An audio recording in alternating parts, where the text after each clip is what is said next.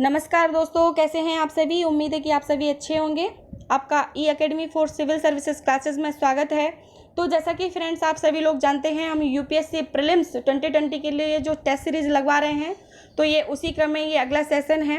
और अब तक हमारे यूट्यूब चैनल पर कई संख्या में हम ये जो टेस्ट सीरीज़ है लगवा चुके हैं, जो कि हमारे एग्ज़ाम की दृष्टि से बहुत ही महत्वपूर्ण है, क्योंकि इसमें 1 से 1.5 साल के अंदर जितना भी करंट अफेयर्स है, वो ये जो टेस्ट सीरीज़ हैं वो सारी की सारी करंट ओरिएंटेड हैं, जहाँ से 1 से 1.5 साल के अंदर जो हम करंट अफेयर्स पढ़ते हैं वो यहाँ पर देख सकते हैं और रिवीजन भी कर सकते हैं। साथ ही साथ ये भी देख सकते हैं कि हम उनको करने में सक्षम कितने हैं। तो ये UPSC comes state PCS special test series है, तो जो कि यूपीएससी के लिए और स्टेट पीसीएस एग्ज़ाम के लिए बहुत ही महत्वपूर्ण है।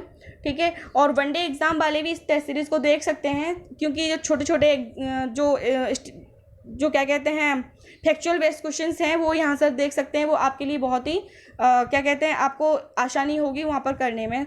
तो इसीलिए ये बहुत ही महत्वपूर्ण टेस्ट सीरीज़ है। बाकी इन सभी सेशनों की पीडीएफ को फ्री में डाउनलोड करना चाहते हैं तो इन सभी की हम पीडीएफ की जो लिंक है वो डिस्क्रिप्शन में शेयर कर देते हैं, वहाँ से फ्री में आप पीडीएफ को डाउनलोड कर सकते हैं।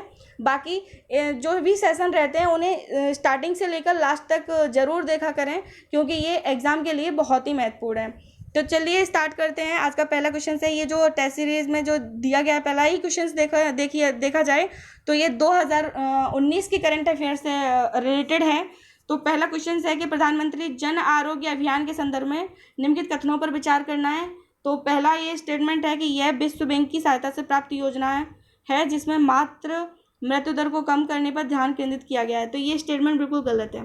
सेकंड है कि इस योजना के अंतर्गत लाभार्थियों को माध्यमिक और तृतीयक स्तर का स्वास्थ्य देखभाल बीमा प्रदान किया जाता है। तो ये स्टेटमेंट सही है, इसलिए आंसर हो जाएगा ऑप्शन बी। ठीक है, किस तरीके से, तो देखिए, तो जो आयुष्मान भारत प्रधानमंत्री जन आरोग्य योजना है वो गरीब और कमज़ोर, किस किस के लिए, गरीब और कमज़ोर परिवारों को माध्यमिक और तृतीयक स्तर के स्वास्थ्य देखभाल के लिए प्रतिवर्ष 5 लाख रुपए का स्वास्थ्य सुरक्षा बीमा कवर करती है। ठीक है, जिसके तहत जो भी परिवार के अंदर जो भी व्यक्ति आते हैं, इनका कोई भी ऐसी सीमा निर्धारित नहीं की गई है कि कोई सीमा हो। बाकी जितने भी परिवार के अंतर्गत सदस्य आते हैं उन सभी को इसके तहत लाभ मिलेगा। और इस योजना में स्टार्टिंग से, यानी कि भर्ती होने से पहले और बाद तक के खर्च को भी इस बीमा के तहत ही, इस योजना के तहत रखा गया है। जो भी खर्चा होगा वो सरकार वहन करेगी। बाकी किसी भी ऐसे सूचीबद्ध अस्पताल में इलाज किया जा सकता है जहां कैशलेस भुगतान किया जा सके। ऐसे कोई अच्छे से अच्छा अगर हॉस्पिटल है जहां पर कैशलेस भुगतान किया जा सके तो वहां पर आप इसका लाभ ले सकते हैं। बाकी सामाजिक आर्थिक जाति जनगणना डेटाबेस में सूचीबद्ध सभी परिवार को मानदंडों के अनुसार इस योजना के अंतर्गत कवर किया जाएगा। इसका उद्देश्य क्या है, तो इसका उद्देश्य है अस्पतालों में भर्ती होने पर आने वाले खर्च को कम करना और इलाज संबंधी उनकी आवश्यकताओं को पूरा करना, चिन्हित किए गए परिवारों को बेहतर स्वास्थ्य देखभाल और डे केयर सर्जरी उपलब्ध कराना है। ठीक है, यह जो योजना है इसके तहत जो लाभार्थी हैं उन्हें केंद्रों पर, जो सेवा केंद्र हैं उस पर पेपरलेस और कैशलेस एक्सेस प्रदान करेगा। इस योजना के जो लाभार्थी हैं वो पूरे भारत के किसी भी राज्य जिसने इस योजना को लागू किया हो उसमें इन सेवाओं का लाभ उठा सकते हैं। ज़रूरतमंद परिवार आर्थिक तंगी का सामना किए बिना गुणवत्तापूर्ण स्वास्थ्य सेवाएं उपलब्ध कर सकते हैं। ठीक है, प्रीमियम भुगतान हेतु किए गए व्यय को केंद्र और राज्य सरकार के बीच एक निर्दिष्ट अनुपात में साझा किया जाएगा और इस योजना के लिए वित्त पोषण का अनुपात सभी राज्यों तथा ऐसे संघ शासित राज्यों जहां विधायिका है उसके लिए जो रेशियो रखा गया है वो 60-40 का रखा गया है। जो 60% है वो वित्त पोषित केंद्र सरकार द्वारा है और 40% वहाँ की राज्य सरकार द्वारा होगा।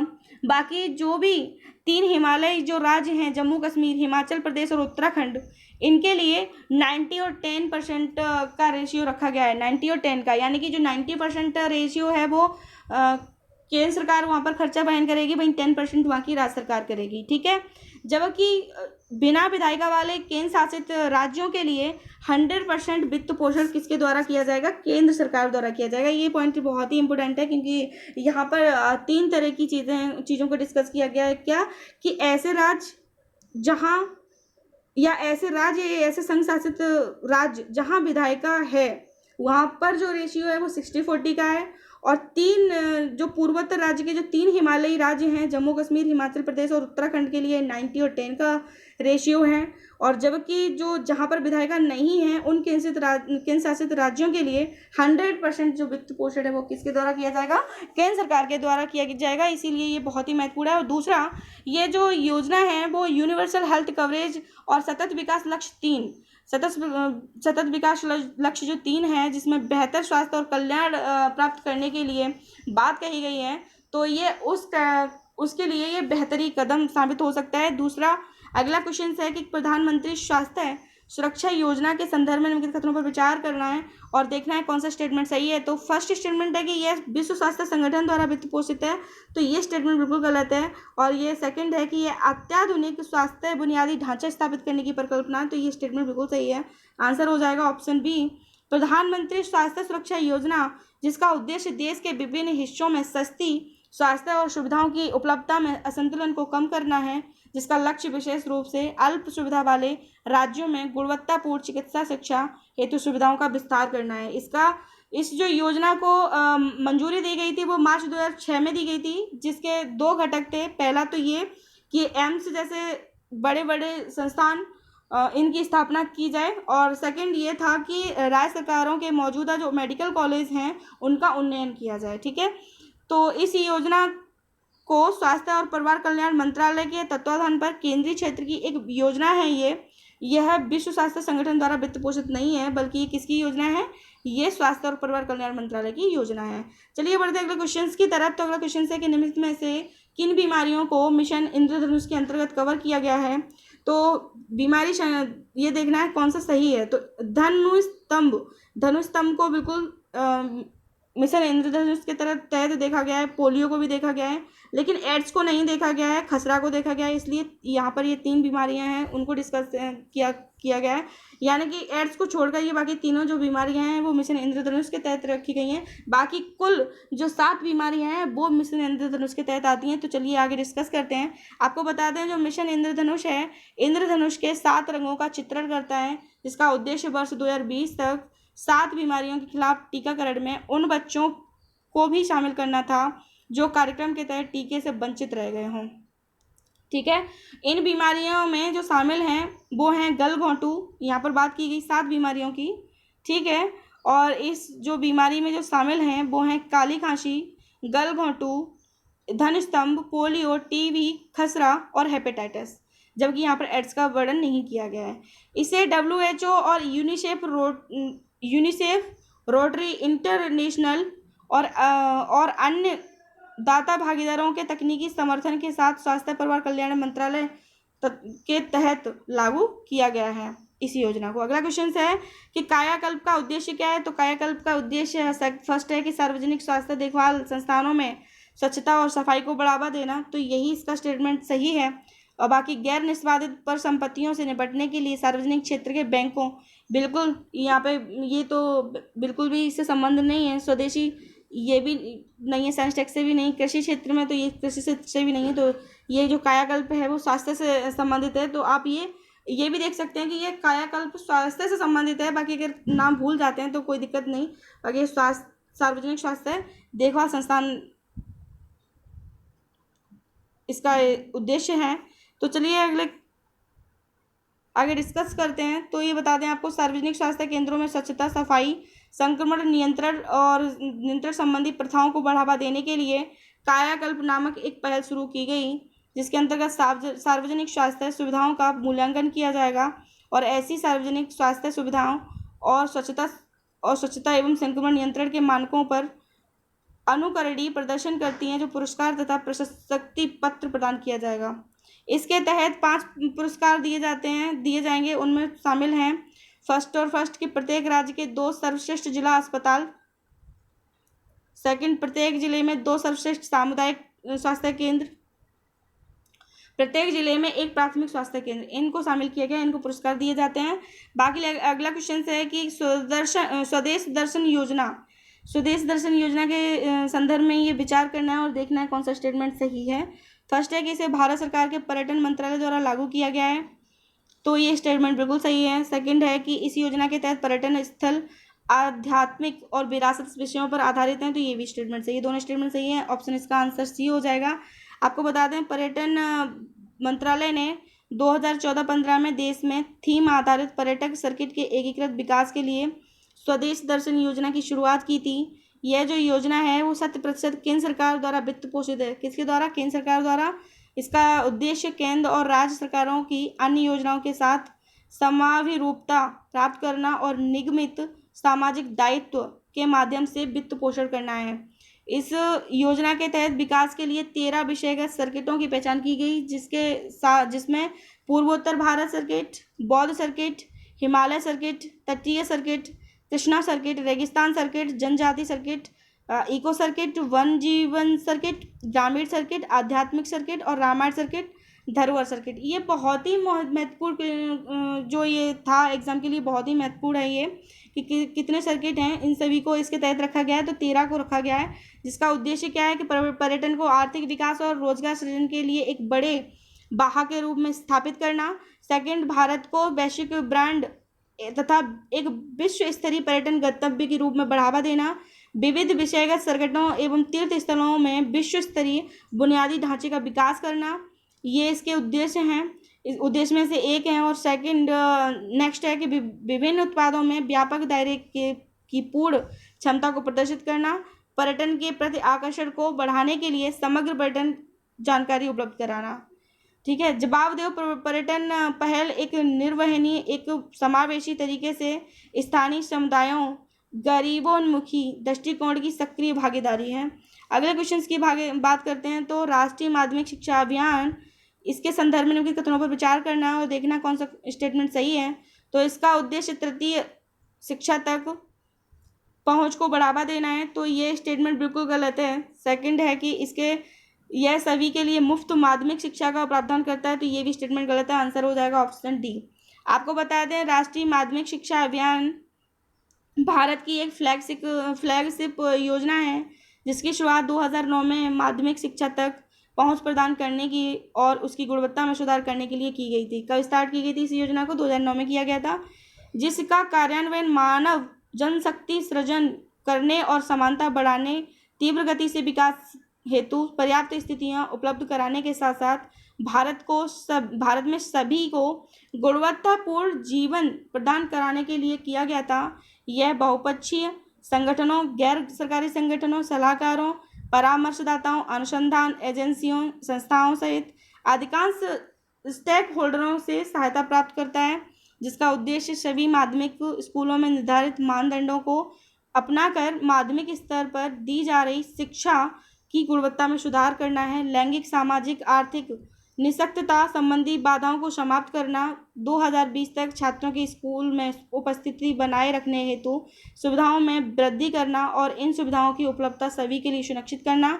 मानव संसाधन विकास मंत्रालय प्रत्येक राज्य में RMSA जो है वो राज्य कार्यान्वयन सोसाइटी SIS की सहायता से इसका समन्वय करने के लिए नोडल मंत्रालय है। इसका उद्देश्य सभी को सस्ती माध्यमिक शिक्षा प्राप्त करना है। ठीक है, तो ये RMSA था, वो क्या है? राष्ट्रीय माध्यमिक शिक्षा अभियान बोलेंगे। नेक्स्ट है कि अगला क्वेश्चन है हमारा कि उड़े देश का आम नागरिक योजना के संदर्भ में निम्नलिखित कथनों पर विचार करना और देखना कौन सा स्टेटमेंट सही है। तो फर्स्ट स्टेटमेंट है कि इसका उद्देश्य केवल स्वर्णिम चतुर्भुज के शहरों को किफायती कराने की सुविधा प्रदान करता है, तो ये स्टेटमेंट तो बिल्कुल गलत है। केवल जब शब्द आ जाए ना, केवल आ जाए, सभी आ जाए, ऐसे स्टेटमेंट ज़्यादातर गलत होते हैं, इसलिए ये गलत है। सेकेंड है कि इस योजना को भारतीय विमानन प्राधिकरण द्वारा लागू किया गया, ये स्टेटमेंट सही है।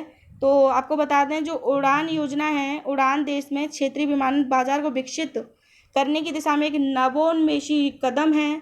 जिस क्षेत्रीय संयोजकता उड़ान योजना, जिसकी शुरुआत 15 जून 2016 को नागर विमानन मंत्रालय द्वारा जारी राष्ट्रीय नागर विमानन नीति का एक महत्वपूर्ण घटक है। भारतीय विमानपत्तन प्राधिकरण इस योजना को लागू करने के लिए उत्तरदायी है और क्षेत्रीय एयर कनेक्टिविटी को सुविधाजनक बनाने के मुख्य उद्देश्य के साथ अक्टूबर 2016 में इस योजना को शुरू किया गया था।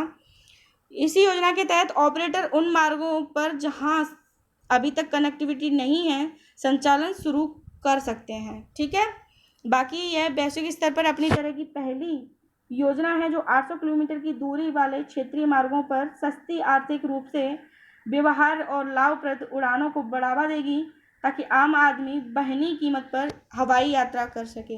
ठीक है, इसी के साथ ही बढ़ते हैं अगले क्वेश्चन की तरफ। तो अगला क्वेश्चन है हमारा कि प्रधानमंत्री सहज बिजली हर घर योजना, प्रधानमंत्री सहज बिजली हर घर योजना, इसके संदर्भ में निम्नलिखित में से कौन सा स्टेटमेंट सही है ये देखना है। कि फर्स्ट स्टेटमेंट है कि मुफ्त बिजली के लिए लाभार्थियों की पहचान सामाजिक, आर्थिक, जाति, जनगणना के आंकड़ों के आधार पर किया जाएगा। तो ये तो स्टेटमेंट बिल्कुल सही है। सेकंड है कि इसमें बिजली की मासिक खपत पर सब्सिडी का प्रावधान किया गया है। तो ऐसा कुछ भी नहीं किया गया है, स्टेटमेंट गलत है, आंसर हो जाएगा ए। किस तरीके से, तो आपको बता दें 16,320 करोड़ रुपए की लागत वाली प्रधानमंत्री सहज बिजली हर घर योजना, यानी कि इसे बोलते हैं सौभाग्य।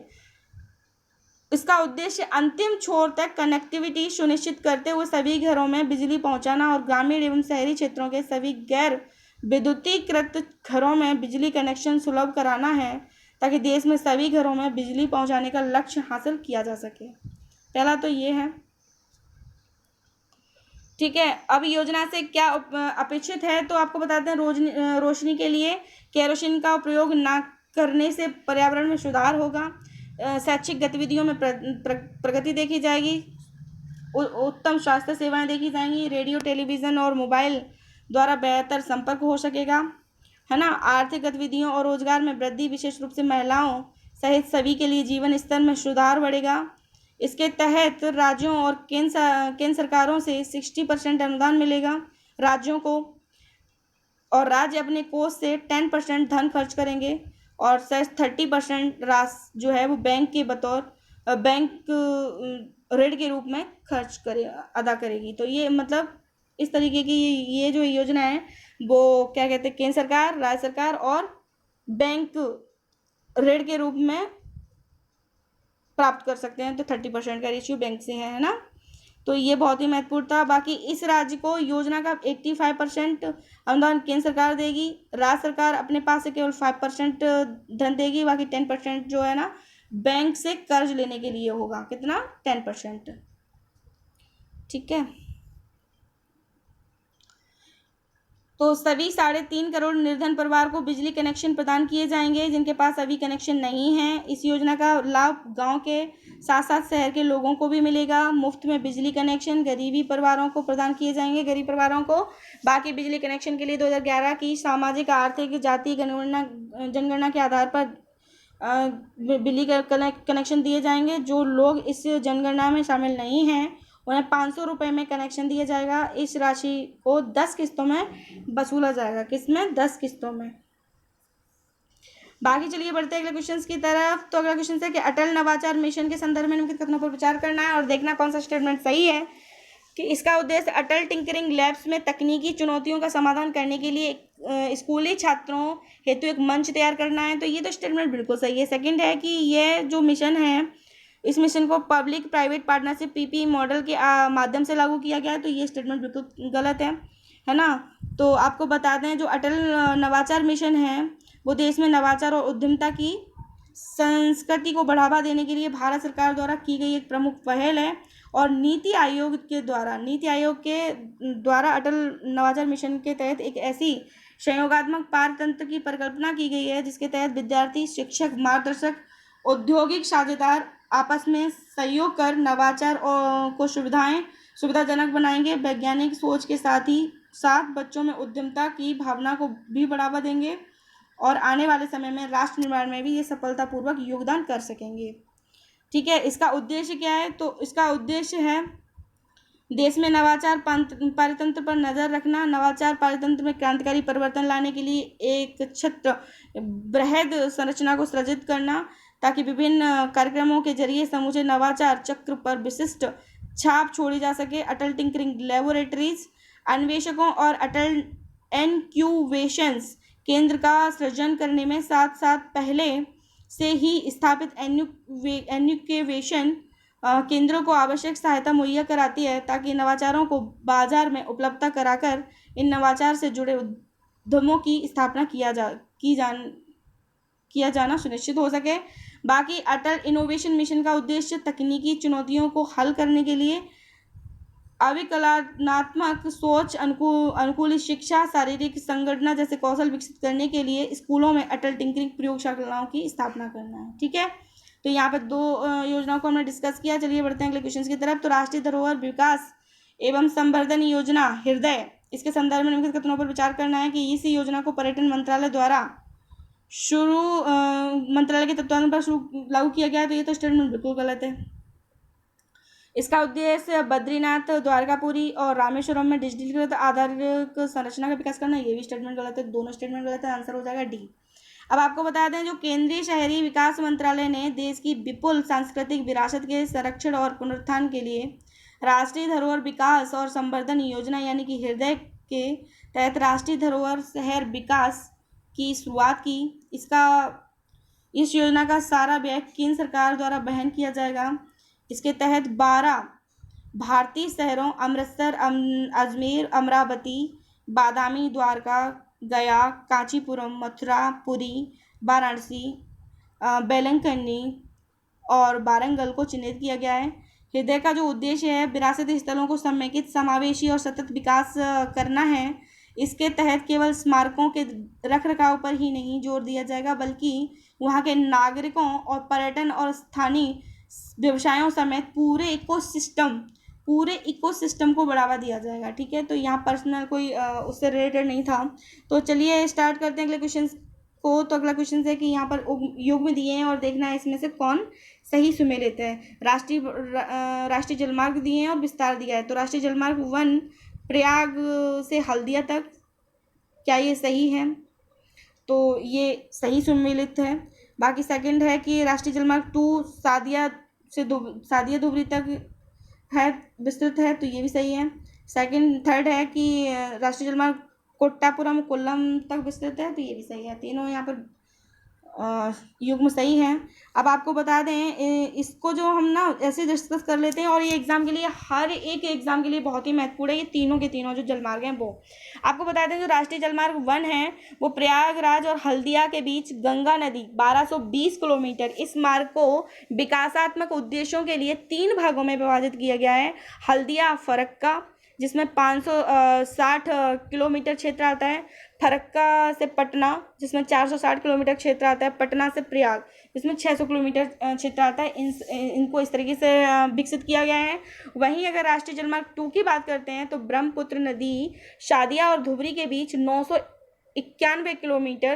891 किलोमीटर क्षेत्र को विकसित किया जा रहा है। और राष्ट्रीय जलमार्ग 3 में वेस्ट कोस्ट नहर जिसमें कोट्टापुरम और कोल्लम, चंपाकारा और उद्योग मंडल नहर 205 किलोमीटर तक का इसमें विकास किया जा रहा है। तो अगले क्वेश्चन की तरफ और विकास किया जा रहा है, साथ ही साथ ये इस जलमार्ग के तहत भी आते हैं ये क्षेत्र। अब चले बढ़ते हैं अगले क्वेश्चन की तरफ।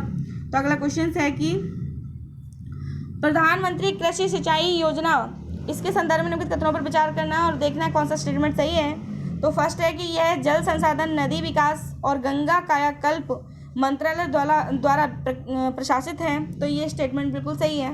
सेकंड है कि इसके तहत नाबार्ड के साथ माइक्रो इरिगेशन फंड की स्थापना की गई है, दोनों स्टेटमेंट सही हैं। ठीक है, इसलिए आंसर हो जाएगा ऑप्शन सी। आपको बता दें जो प्रधानमंत्री कृषि सिंचाई योजना है इसका मुख्य उद्देश्य सिंचाई हेतु विनिवेश में एकरूपता लाना और हर खेत को मिले पानी के तहत कृषि योग्य क्षेत्र का विस्तार करना, खेत में ही उपलब्ध जल के इस्तेमाल करने की दक्षता को बढ़ावा देना ताकि पानी के अपव्यय को कम किया जा सके, सिंचाई की उचित की तकनीकी और पानी को बचाने की विधि को अपनाना आदि इसमें शामिल किया गया है। साथ ही इसके जरिए सिंचाई प्रणाली में विनिवेश को आकर्षित करने का भी प्रयास किया गया है। इस योजना को जल संसाधन, नदी विकास और गंगा कायाकल्प मंत्रालय द्वारा प्रशासित किया जा रहा है। ठीक है, किसके द्वारा? बाकी राष्ट्रीय स्तर पर इस योजना की निगरानी प्रधानमंत्री की अध्यक्षता में सभी संबंधित मंत्रालयों के मंत्रियों के साथ ही एक अंतर मंत्रालयी राष्ट्रीय संचालन समिति द्वारा की जाएगी और कार्यक्रम के कार्यान्वयन हेतु संसाधन के आवंटन अंतर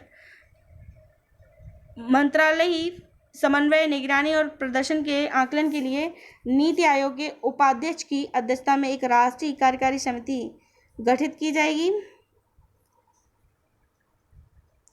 तो ये सारी चीज़ें यहाँ पे डिस्कस की गई हैं। आप हर खेत को पानी, प्रति बूंद ज़्यादा फसल और जल संभर विकास शामिल, इसमें ये इस तरीके से योजनाओं को शामिल किया गया है, तो देख सकते हैं आप, है ना। बाकी चलिए बढ़ते हैं अगले क्वेश्चन की तरफ कि प्रधानमंत्री अन्नदाता आय संरक्षण अभियान के संदर्भ में से कौन सा स्टेटमेंट सही है कि मूल्य समर्थन योजना यानी कि एमएसपी, मूल न्यूनतम भुगतान योजना और वाटर शेड विकास और त्वरित सिंचाई लाभ कार्यक्रम, क्या इन सभी को शामिल किया गया है? तो फर्स्ट मैं आपको बता दूं, फर्स्ट और सेकंड स्टेटमेंट सही है। पहले और दूसरा ये दोनों समाहित हैं, बाकी दोनों ये नहीं समाहित हैं, दोनों स्टेटमेंट गलत हो जाएंगे।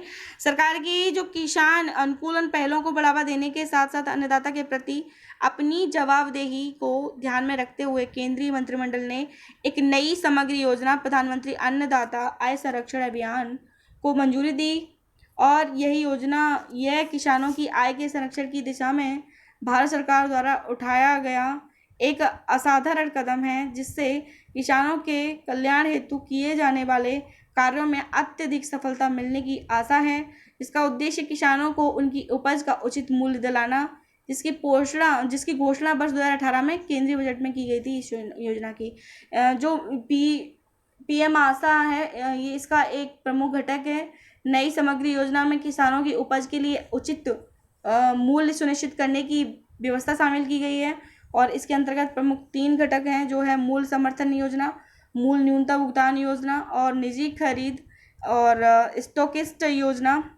तो मूल समर्थन योजना की बात करते हैं तो इसके तहत दालों, तिलहन और गरी की भौतिक खरीदारी राज्य सरकारों के सक्रिय सहयोग से केंद्रीय नोडल एजेंसियों द्वारा की जाएगी और यह जो निर्णय है ये लिया गया है कि नेफेड के अलावा एफसीआई राज्यों जिला में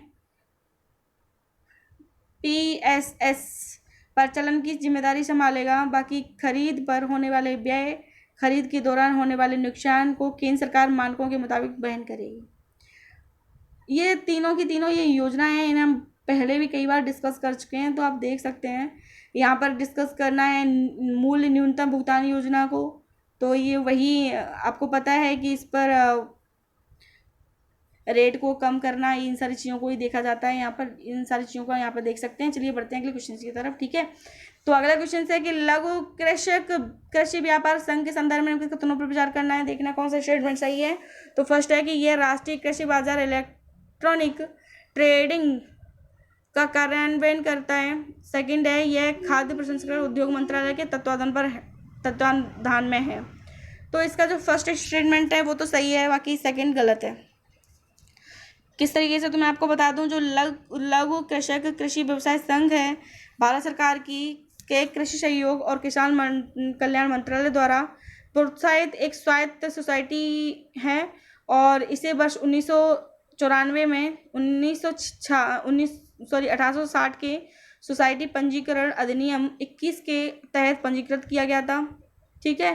बाकी लघु कृषक कृषि व्यवसाय संघ एक विशेष सोसाइटी है जो कृषि व्यवसाय की एकीकरण और विकास के माध्यम से छोटे सीमांत किसानों की आय बढ़ाने पर केंद्रित है ना। यह कृषि व्यवसाय को बढ़ावा देने, उन्हें लंबे समय तक सतत बनाने के लिए किसान उत्पादक संगठनों के गठन और विकास पर केंद्रित है।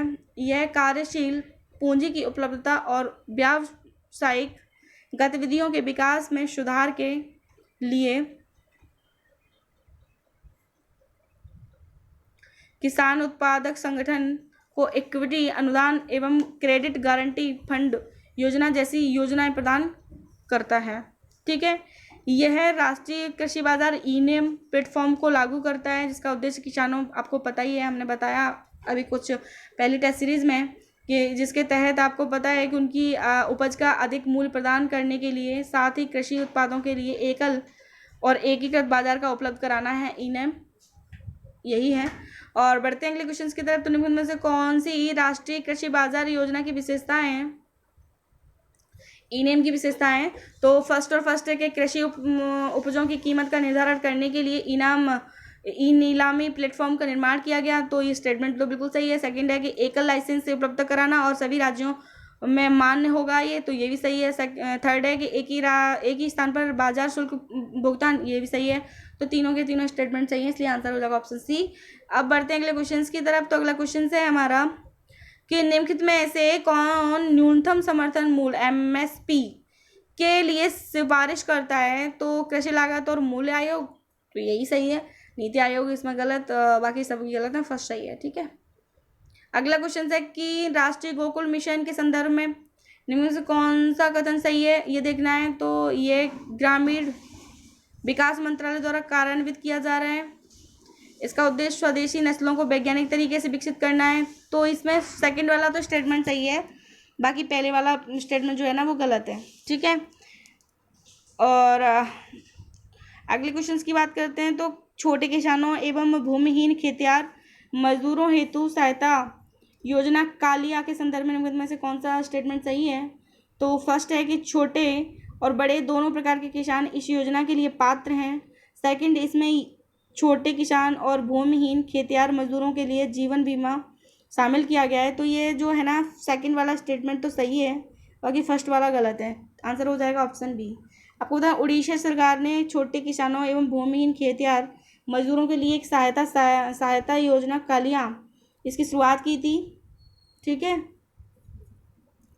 अगला जो क्वेश्चन है, तो इसी के साथ ही हमारे सेशन समाप्त होता है। यदि अगर आपको ये सेशन पसंद आए तो ज़्यादा से ज़्यादा लाइक करें, शेयर करें और कमेंट करके कमेंट बॉक्स में ज़रूर बताएं। चलिए फ्रेंड्स, मिलते हैं नेक्स्ट सेशन में।